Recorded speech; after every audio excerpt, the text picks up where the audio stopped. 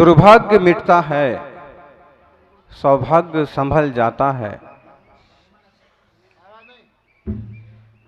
दुर्भाग्य मिटता है, सौभाग्य संभल जाता है। भावनाएं बदलने से भाग्य बदल जाता है। भावना बहुत पैनी चीज है। लेजर मशीन से भी ज्यादा पैनी चीज है भावना। बिजली के करंट से भी ज्यादा बारीक चीज है, अदृश्य चीज है भावना। जिन महापुरुषों ने जगत कल्याण की भावना भाई, वे उस लायक भी बने कि जगत का कल्याण कर पाए। तीर्थंकर भगवंतों ने आत्म कल्याण के साथ साथ जगत कल्याण की भावना भाई, तो उनको वो लायकात भी मिली कि वे जगत का कल्याण कर पाए। भावना भाव वासनी, भावना भाव नासनी, भावना भाव फासनी,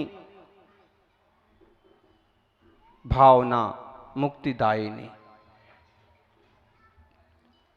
और भावना का सीधा सीधा सा अर्थ है अपने परिणाम, अपने भाव।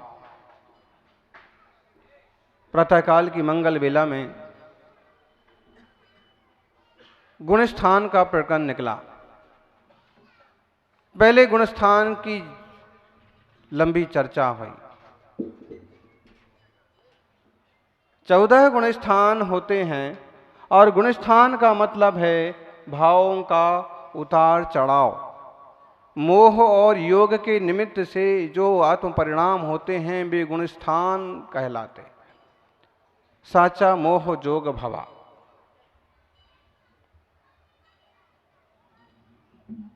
जय हिंदू लक्षित जनते ओद्यादिशु संभवेहिम भावेहिम जीवाते गुण सन्ना निदिठा सर्वदर्शिहिम। सर्वदर्शियों ने कहा है कि जिन भावों के उतार चढ़ाव से जीव पहचाने जाते हैं, लक्ष्य में लिए जाते हैं, चिन्हित किए जाते हैं, औदैक औपसमिक क्षयोपसमिक क्षयक आदि भावों से उनसे जो परिणामों की रचना होती है वो गुणस्थान कहलाते हैं। गुणस्थान किसे कहते हैं सौधर महाराज? गुण स्थान, गुणों का स्थान। इसमें बहुत कम गुण हैं, ये पहले स्थान वाला हो गया। इसमें कुछ गुण बढ़ गए हैं, दूसरा, तीसरा, चौथा। और सोने का जैसे 16 ताव सोना होता है ना, पहले तो खान में कच्चा पड़ा हुआ है, सोने वालों को मालूम होगा कि कच्चा सोना कैसा होता है। और कच्चा सोना ऐसा होता है कि उसे कोई भी साधारण आदमी सोना मानने को तैयार नहीं होगा, किसी भी भाव खरीदने को तैयार नहीं होगा। खरीदेगा वही जो जान जाएगा कि हाँ इसमें है, और इस मिट्टी में इतना % सोना है।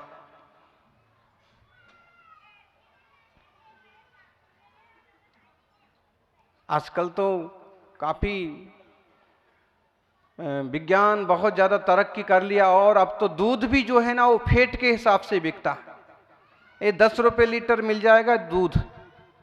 कितने रुपए लीटर है दूध? ऐसे तो बताओ कितने रुपए लीटर है? 50 रुपए लीटर है। बताइए इतना महंगा है दूध।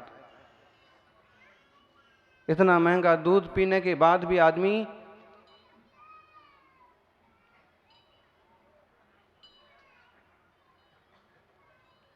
पिद्दी का पिद्दी है, जिद्दी है, और पिद्दी है, और ज्यादा जिद्दी है। दूध पी करके भी आदमी, अब देख लो आदमी, आप कहोगे इसमें आदमी की क्या गलती है? सांप भी तो आखिर दूध पी करके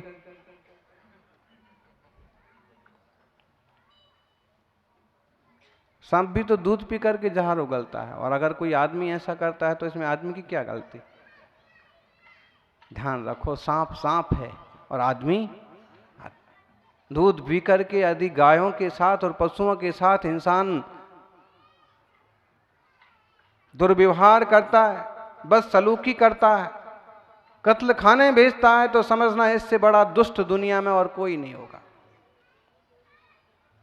अपने मां की दूध का कर्ज तो चुकाना, लेकिन जानवरों से अगर कोई सहयोग मिलता है तो उनका कर्ज भी ईमानदारी से चुकाना सीखो।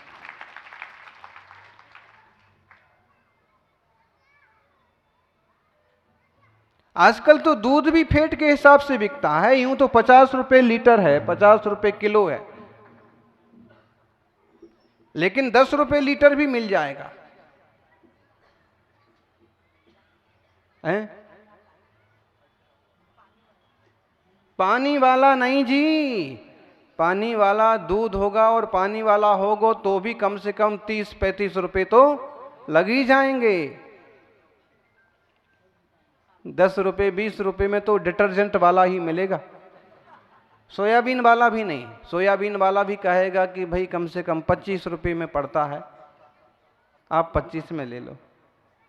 लेकिन शैम्पू डिटर्जेंट मिला करके जो बनता है ना, वो 10 रुपए लीटर भी मिल जाएगा। जहर।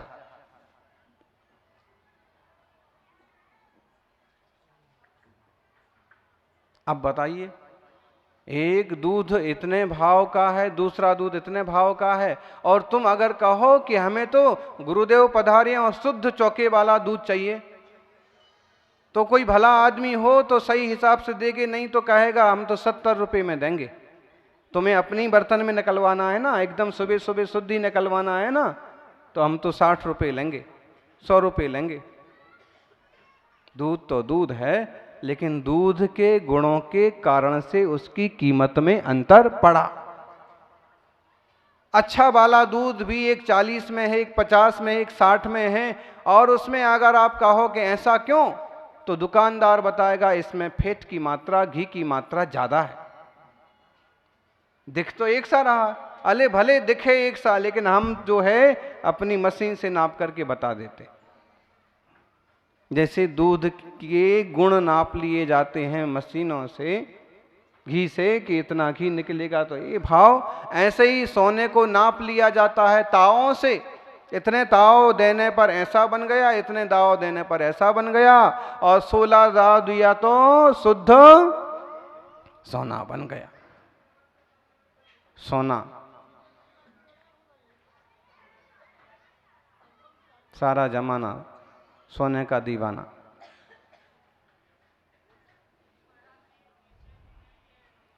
और दोनों सोना, एक तो सोना गोल्ड भी, और एक दूसरा सोना स्लीप भी। दोनों चाहिए आदमी को, करना धरना कुछ नहीं है, लेकिन सोना।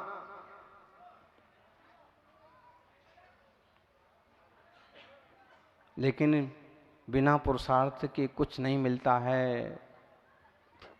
बिना मेहनत की क्या मिलता है ज्ञानी? गाय है तुम्हारे पास, और मेहनत करोगे, चारा खिलाओगे, खेत में ले जाओगे, पानी पिलाओगे, हाथ पांव चलाओगे, और दोनों हाथों से स्तन से दुहोगे उसके, तो दूध भी निकलेगा।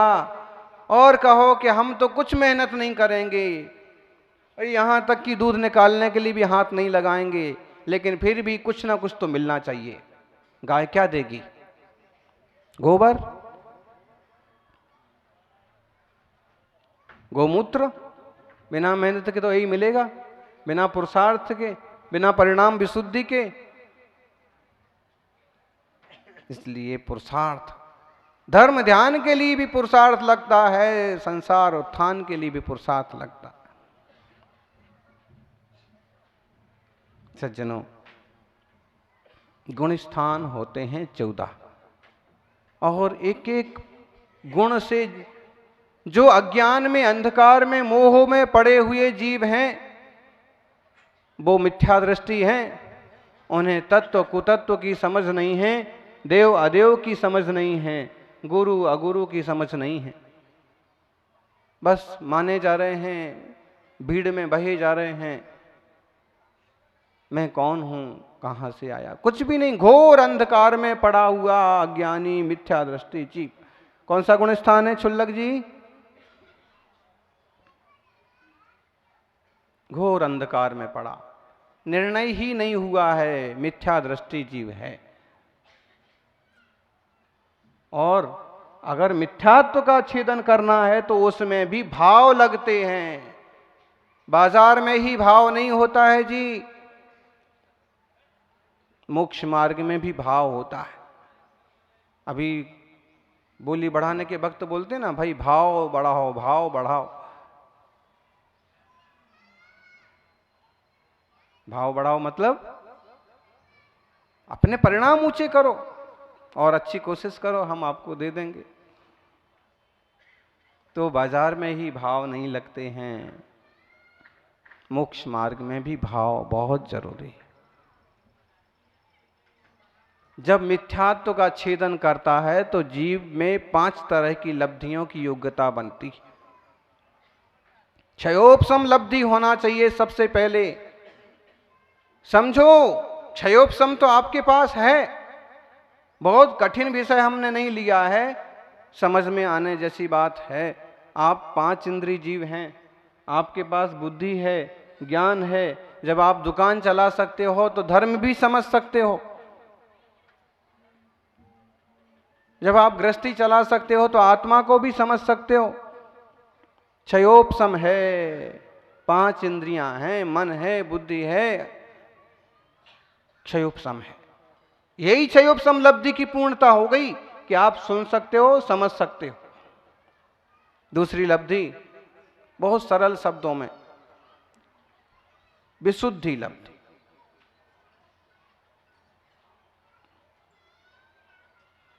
विशुद्धि, विशुद्धि किसे बोलते हैं? परिणामों की निर्मलता। कुछ लोग ऐसे दुष्ट होते हैं कि हम किसी की नहीं सुनेंगे, हम कोई प्रवचन नहीं सुनेंगे, हम किसी की धर्म अधर्म की बात नहीं सुनेंगे, हमें जो करना सो हम करेंगे। विशुद्धि नहीं है, दुष्टता होती है, क्रूरता होती है। देख लो, आतंकवादी नक्सलवादी टाइप के लोग होते हैं, उनको कुछ भी ऑफर करो, कुछ भी बात करो, वो सुनने को मानने को तैयार नहीं होते।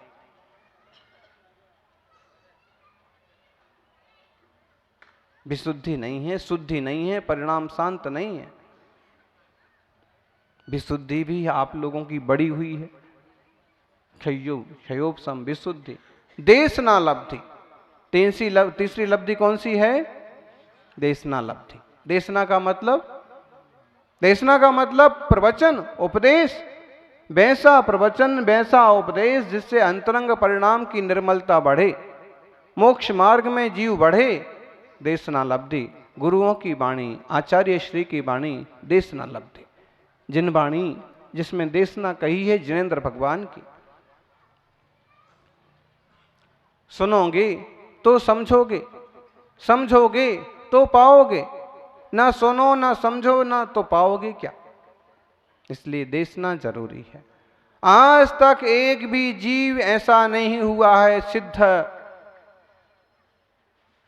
ऐसा एक भी जीव सिद्ध पर्याय में नहीं पहुंचा है जिसने देशना न सुनी हो। देशना सुनना पड़ेगी।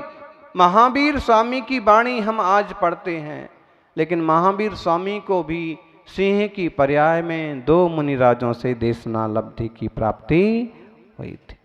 देशना। तीसरी योग्यता भी आपकी पूरी है कि आप प्रवचन सुन रहे हैं, सुन सकते, समझ सकते हैं। प्रायोग्य लब्धि।